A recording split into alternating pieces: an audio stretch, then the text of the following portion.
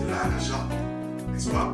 Et si vous n'êtes pas en communion avec ce système-là, même votre foyer serait un foyer instable. Que le Seigneur soit avec vous, que l'Éternel, notre Dieu, vous bénisse. Vous êtes bien en train de nous suivre dans notre émission L'Olivier Verdoyant. Aujourd'hui, le Seigneur nous a fait grâce. Nous sommes à notre plateau avec le bishop Moses Bielodi Christo qui est venu nous voir avec sa femme, maman prophétesse Anne Bibi. Tous ensemble, pendant le temps que le Seigneur nous a donné ici, nous allons parler autour de la finance, de l'argent au sein d'un foyer. Non pas un foyer chrétien, mais en général au sein d'un couple. Que nous dit l'Évangile au sujet des finances? Quelle est l'importance des finances au sein d'un foyer? Sommes-nous appelés à travailler pour subvenir aux besoins du couple, de la maison?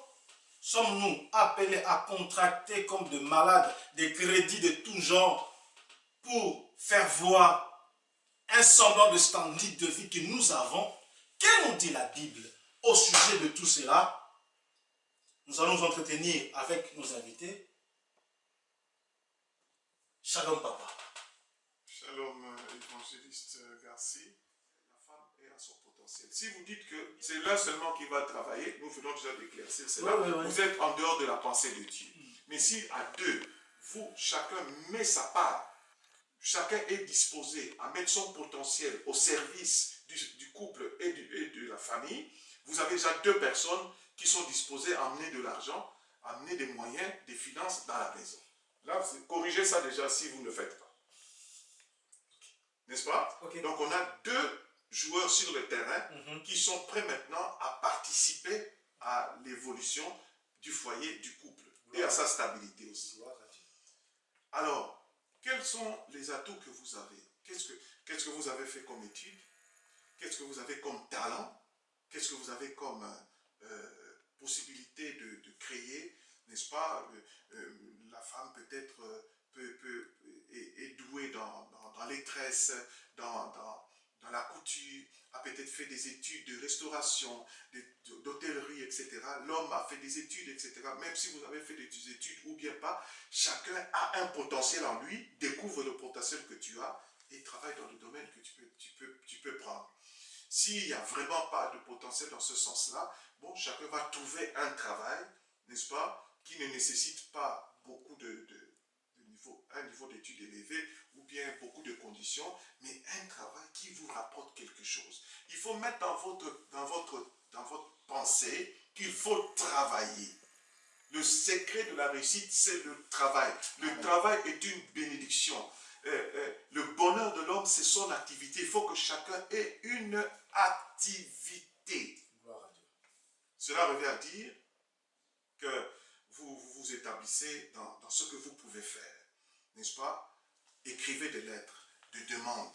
Si vous ne trouvez pas du travail, parce qu'on ne vous prend pas dans le travail, pensez à faire quelque chose qui est peut-être en vous, par rapport à votre talent, ou bien créer quelque chose, n'est-ce pas, que vous pouvez lancer vous-même.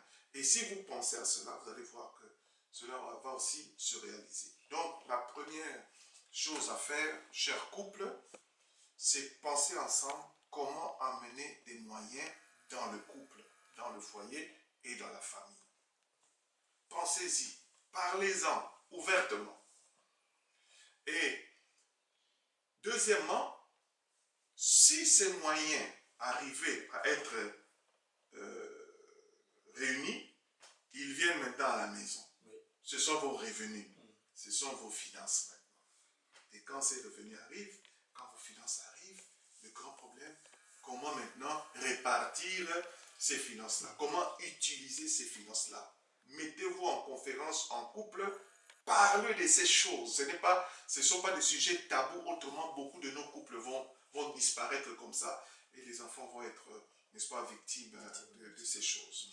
Donc parlez-en de l'utilisation de l'argent. Comment est-ce que nous allons utiliser l'argent? Comment est-ce que nous allons répartir les choses? Mais je veux vous aider, parce que souvent au Congo, les gens me posent cette question par rapport à l'utilisation. Ouais. Bon, le Seigneur m'a aidé à trouver une petite formule que j'ai l'habitude un peu de partager avec les gens. Vous savez qu'avec votre argent, que vous appelez revenu, n'est-ce pas, faites une fonction, bien une équation, n'est-ce pas, là-dessus, et dites revenu égal, n'est-ce pas, égal, R égale C plus E plus I et plus PD, OD, ça dépend que vous soyez chrétien. Je vais m'expliquer. Ok. R, c'est simplement revenu. Tout ce que nous recevons, tout ce qui entre, n'est-ce pas? Dieu nous bénit d'une manière ou d'une autre. Le jardin d'Éden avait 4 bras de fleuve. C'est-à-dire Dieu ne va pas vous bénir seulement par une seule fois comme ça. N'est-ce pas? Pour irriguer le jardin d'Éden, il y avait 4 bras de fleuve. C'est-à-dire Dieu a de multiples possibilités d'amener quelque chose dans votre vie.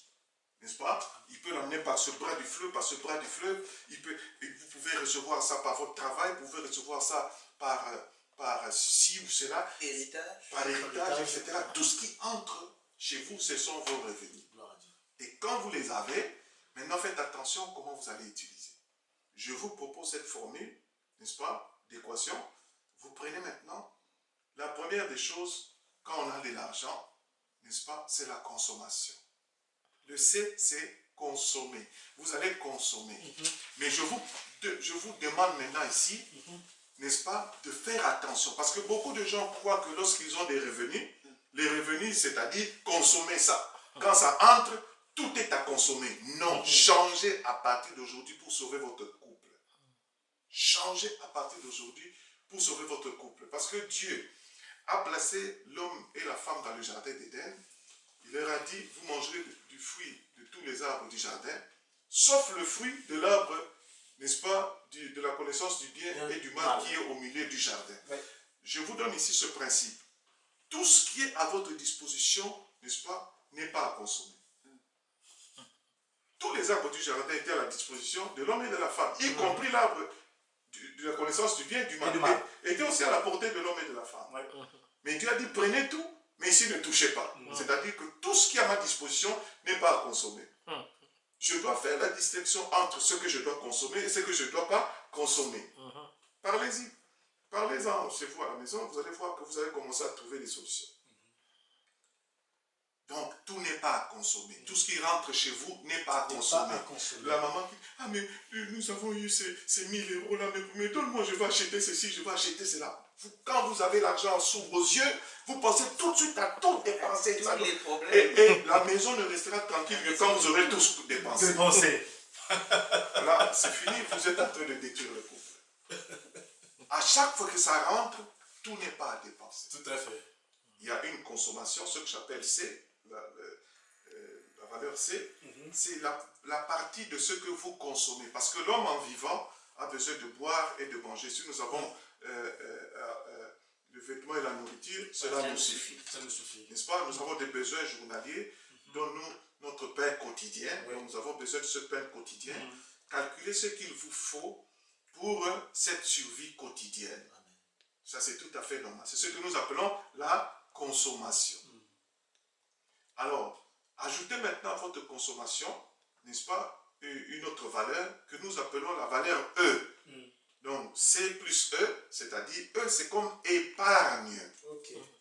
Épargne.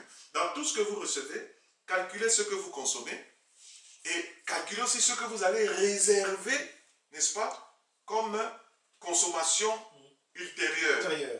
Futur. Donc l'épargne, c'est quoi? C'est vous donnez la possibilité d'une consommation après le présent. Parce que beaucoup ici, beaucoup ici quand ça arrive, les fins du mois, il n'y a plus rien. Okay. Les fins du mois, on n'a plus rien dans les comptes bancaires. La consommation représente le présent, l'aujourd'hui. L'épargne représente demain. C'est-à-dire, je repousse ma consommation, une partie de ma consommation pour demain, pour plus tard. Prévoyez qu'il y a aussi un demain. Et demain là, n'est-ce pas, j'aurai aussi faim, j'aurai aussi soif, j'aurai aussi besoin de quelque chose.